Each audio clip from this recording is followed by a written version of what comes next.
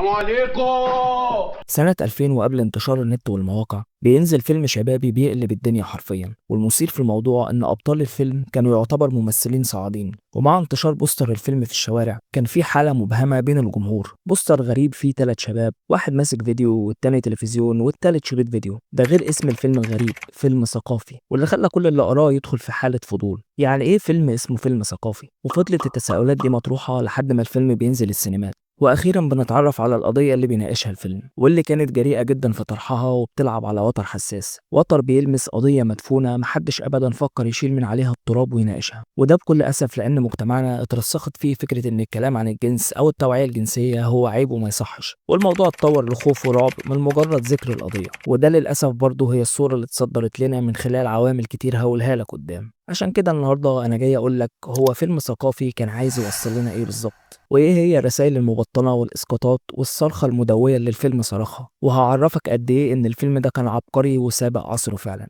كفايه رغي لحد هنا، فضي نفسك وجهز قهوتك ويلا بينا نناقش واحد من افضل الافلام اللي اتعملت في تاريخ السينما المصريه.